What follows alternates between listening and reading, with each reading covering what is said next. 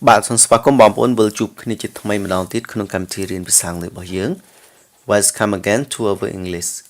And today we're going to learn about the conversation. Hai ngày này cứ dân năng sức xa từ lời mấy riêng nằm bị cả sang tình bảo dưỡng. Trong lòng chương cứ accepting an invitation to a party. Accepting miền này thà ca tụi tôi vô càng chơi từ chỗ ruộng bị thi chụp liền. Chẳng bị accept នឹងគឺជា verb ប្រែថាទទួលយកឬក៏យល់ព្រមក្នុងការធ្វើឲ្យមួយ accepting មានន័យថាការទទួលយកឬក៏ការយល់ព្រម an invitation ការអញ្ជើញ to a party ទៅកាន់ពិធីជប់លៀងអូខេតើឥឡូវដើម្បីកុំឲ្យខាតពេលយើងចូលមេរៀនរបស់យើងដូចតទៅ conversation 1 ឥឡូវយើងចូលដល់សន្ទនាទី1 A គេថាម៉េច Hey what's up Hey what's up Hey តើមានរឿងអ្វីជាង what's up នោះមកពីពាក្យ what is up ជាង what is កាលណាគេអានភ្ជាប់ what's up អញ្ចឹងគេ link sound មកវា what's up គេភ្ជាប់អក្សរសំឡេង s ជាមួយនឹង up ហ្នឹងគឺ what's up តើមានរឿងអ្វី B ថាម៉េច nothing really អូពិតជាគ្មានរឿងអីនោះទេពិតជាគ្មានរឿងអ្វីនោះទេអញ្ចឹងពាក្យ nothing ហ្នឹងគឺមិនមានអ្វី really ហ្នឹងគឺពិតជាអញ្ចឹង nothing really ប្រែថាពិតជាមិនមានរឿងអ្វីនោះទេ I'm throwing a party on Friday ខ្ញុំនឹងមានការរៀបចំពិធីជប់លៀងមួយនៅថ្ងៃសុក្រអញ្ចឹងពាក្យថា throw a party មានន័យថាធ្វើពិធីជប់លៀងឬក៏យើងប្រែថារៀបចំពិធីជប់លៀងមួយតាមពិតពាក្យ throw ហ្នឹងគឺមានន័យថាបោះបោកគប់អញ្ចឹងណាពាក្យ throw នេះប៉ុន្តែដល់ពេល throwing a party មានន័យថាមានពិធីជប់លៀងឬក៏រៀបចំឲ្យមានពិធីជប់លៀងមួយ on Friday នៅថ្ងៃសុក្រ I didn't realize that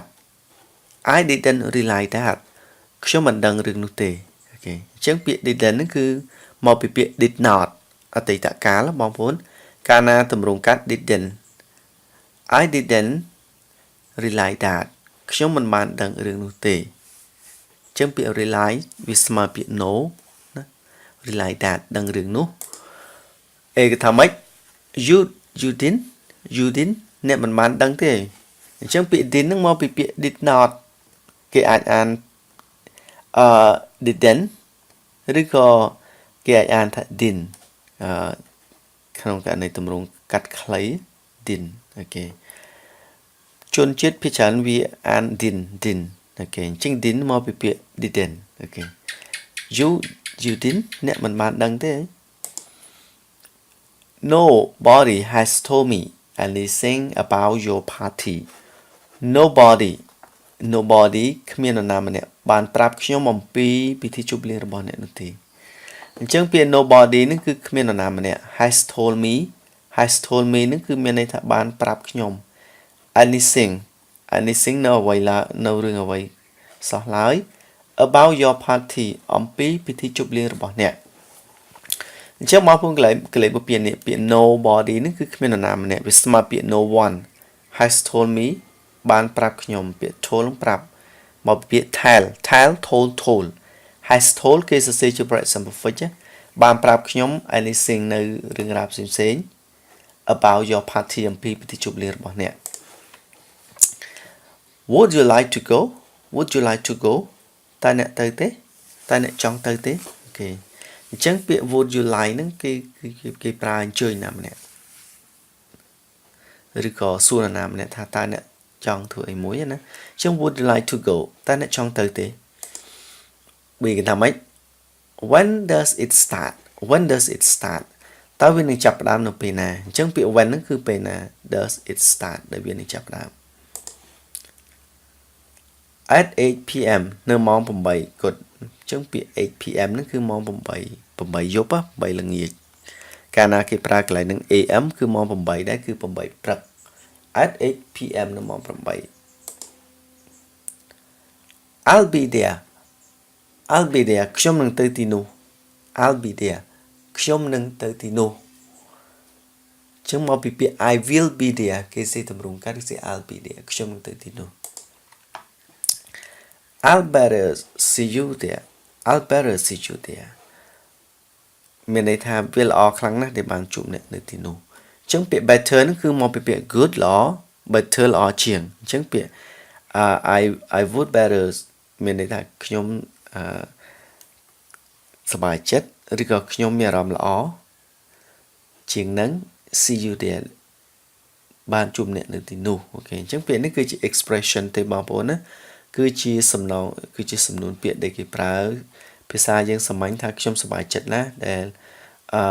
ខ្ញុំសប្បាយចិត្តនឹងឃើញអ្នកនៅទីនោះអូខេ I'll better see you there អូខេ of course ពិតជាទៅណា of course មានន័យថាពិតជាទៅវាស្មើនឹងពាក្យ sure certainly អូខេបងប្អូនអាចនិយាយ of course ក៏បាន sure ក៏បាន certainly ក៏បានមានន័យពិតជាទៅអូខេយើងចូលដល់ conversation 2យើងចូលដល់សន្ទនាទី2ដែលរបៀបរបបនៃការសន្ទនានេះគឺវាស្តៀងគ្នាតែយើងអាចប្រើពាក្យខុសនឹងបន្តិចបន្តួចអូខេ What's going on with you ថាម៉េច What's going on with you តើអ្នកមានរឿងអ្វី What's going on with you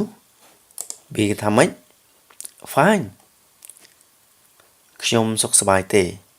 What's going on with you អូខេតើអ្នកមានបញ្ហាអីតើអ្នកមានរឿងអ្វីអូខេតើអ្នកសុខសប្បាយទេអូខេ What's going on with you I'm having a party this Friday I'm having a party this Friday ខ្ញុំនឹងមានពិធីជប់លៀងមួយនៅថ្ងៃសុក្រនេះអូខេអញ្ចឹងគឺសន្ទនានេះគឺរបៀបដូចគ្នាគ្រាន់តែថាគេប្រើពាក្យពេចន៍មួយចំនួនខុសគ្នាគេប្រើ expression វាខុសគ្នាដើម្បីបងប្អូនចេះច្រើនណាអូខេអញ្ចឹង I'm having a party this Friday ខ្ញុំនឹងមានពិធីជប់លៀងមួយនៅថ្ងៃសុក្រនេះ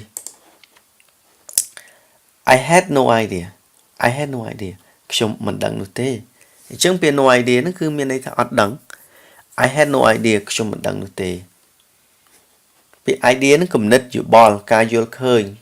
កាលណាគេនិយាយថា I had no idea មានន័យខ្ញុំអត់ដឹងទេគេថាម៉េចទៀត Is that right តើវាត្រឹមត្រូវទេ Is that right តើវាត្រឹមត្រូវទេ I didn't hear anything about it ខ្ញុំមិនបានឮនៅរឿងផ្សេងអំពីវានោះទេអញ្ចឹងពាក្យ didn't នេះបងប្អូនដឹងណាគឺមកពីពាក្យ do not វាស្មើពាក្យ don't នៅក្នុងប្រយោគបច្ចុប្បន្នយើងប្រើ don't ក្នុងប្រយោគអតីតយើងប្រើ didn't I didn't hear anything about that ខ្ញុំមិនបានឮរឿងផ្សេងអំពីវានោះទេ Can you go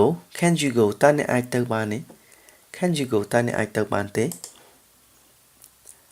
What's time តើម៉ោងប្រហែល What's time តើម៉ោងប្រហែល It starts at 8 o'clock វាចាប់ផ្ដើមនៅម៉ោង8 starts ចាប់ផ្ដើម at 8 o'clock នៅម៉ោង8 I'll go ខ្ញុំនឹងទៅ មកពីពាក្យ I will go I'll hope that I'll see you there ខ្ញុំសង្ឃឹមថាខ្ញុំនឹងជួបអ្នកនៅទីនោះជាងពាក្យ hope នេះសង្ឃឹម I hope that ខ្ញុំសង្ឃឹមថា I'll see you there ខ្ញុំនឹងជួបអ្នកខ្ញុំនឹងឃើញអ្នកនៅទីនោះអូខេនេះគឺជាការសន្ទនាទី2ណាបងប្អូន no doubt អូខេ no doubt នោះប្រែថាវាមិនមានការសង្ស័យអ្វីនោះទេអញ្ចឹងគាត់ចង់និយាយថាគាត់ពិតជាទៅមិនបាច់សង្ស័យអីទេណាវាស្មើនឹងពាក្យ certainly ស្មើពាក្យ sure អូខេអញ្ចឹងនេះគឺជាការសន្ទនាស្តៀងលំនាំដូចគ្នាគ្រាន់តែថាគេប្រើពាក្យខុសគ្នាបងប្អូនអាចប្រើពាក្យផ្សេងណាប្រើពាក្យផ្សេងក្នុងស្ថានភាពផ្សេងគ្នាគេ no doubt ហ្នឹងគឺឆ្ងល់ងឿងឆ្ងល់អញ្ចឹង no doubt ប្រែថាវាមិនមានចម្ងល់អីនោះទេ Conversation 3 ឥឡូវយើងចូលដល់សន្ទនាទី3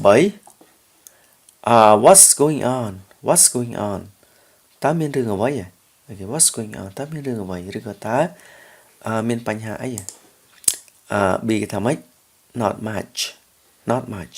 mình miễn đừng ở vậy tràn nụ tê chẳng much tràn not much mình miễn đừng ở vậy tràn nụ tê This Friday I'm throwing a party This Friday នៅថ្ងៃសុក្រនេះ I'm throwing a party ខ្ញុំនឹងមានពិធីជប់លៀងមួយអញ្ចឹងបងប្អូនអាចប្រើប្រយោគអញ្ចឹងក៏បានដែរហើយថ្ងៃមានចាំបាច់ថ្ងៃសុក្រទេណាបងអាចអីបងប្អូនដូរចោលទៅដាក់ទៅ This Monday នៅថ្ងៃច័ន្ទនេះ I'm throwing a party ខ្ញុំនឹងមានពិធីជប់លៀងមួយអញ្ចឹងបងប្អូនអាចដូរបានណាបងប្អូនទៅរៀនចេះបំបែកដើម្បីឆាប់ចេះនិយាយភាសាអង់គ្លេស B គេថាម៉េច Oh really Oh really Oh ពិតមែនទេ I didn't know that I didn't know that ខ្ញុំមិនដឹងពីរឿងនោះឡើយអញ្ចឹងពាក្យ didn't មកពីពាក្យ did not I didn't know that ខ្ញុំមិនដឹងពីរឿងនោះឡើយ Are you serious Are you serious serious ហ្នឹងគឺមានន័យថាប្រកបធ្ងន់ធ្ងរប្រកបបជាណា Are you serious តើអ្នកប្រកបទេ Are you serious តើអ្នកប្រកបទេឬក៏ប្រើថាមួយយ៉ាងទីប្រើថានិយាយមែនណានិយាយពិត Are you serious តើអ្នកនិយាយមែនអញ្ចឹងណា I haven't heard anything about it ខ្ញុំមិនបានឮរឿងរ៉ាវផ្សេងៗអំពីវានោះឡើយមានន័យថាខ្ញុំមិនបានដឹងអំពីវាតទៅទេសោះអូខេបងប្អូនអាចប្រែអញ្ចឹងបានណា I haven't ខ្ញុំមិនបាន heard បានឮ anything រឿងផ្សេងៗ about it អំពីវាឡើយ Can you make it Can you make it តើអ្នកអាចធ្វើវាបានទេមានន័យអ្នកអាចទៅចូលរួមជាមួយវាបានអត់ក្នុងន័យនេះគេចង់អញ្ចឹង Can you make it What time does it start What time does it start តើវាចាប់ផ្ដើមនៅម៉ោងប្រហែលអញ្ចឹងពាក្យ what time ម៉ោងប្រហែល does it start ដែលវាចាប់ផ្ដើម The party start at 8ពិធីជប់លៀងគឺចាប់ផ្ដើមនៅម៉ោង8អញ្ចឹង the party ពិធីជប់លៀង start at 8ចាប់ផ្ដើមម៉ោង8ចាំអញ្ចឹង8ណា8ល្ងាច8ព្រឹកអីបងប្អូនដាក់តែ AM PM មកក្រោយ 8អញ្ចឹងបើសិនជា AM មានន័យថា8ព្រឹកបើ PM គឺមានន័យថា8ល្ងាច Yes I think I'll go Yes but I think I'll go ខ្ញុំគិតថាខ្ញុំនឹងទៅអូខេ I think ខ្ញុំគិតថា I'll go ខ្ញុំនឹងទៅ I will go ណា Am I going to see you there តើខ្ញុំនឹងជួបអ្នកនៅទីនោះឬអូខេ Am I going to see you there តើខ្ញុំនឹងជួបអ្នកនៅទីនោះឬ You will អូខេអ្នកនឹងជួបអូខេអញ្ចឹងបងប្អូនសន្ទនាយើងប៉ុណ្ណឹងដល់ទីបញ្ចប់សូមអរគុណសម្រាប់ការតាមដានទស្សនាវីដេអូរបស់ខ្ញុំហើយបើសិនជាបងប្អូនពេញចិត្តសូមបងប្អូនកុំភ្លេចចុច Subscribe និងចុចសញ្ញាកណ្ដឹងសង្ឃឹមថាជួបគ្នាទៀតនៅមេរៀនក្រោយបាយបាយ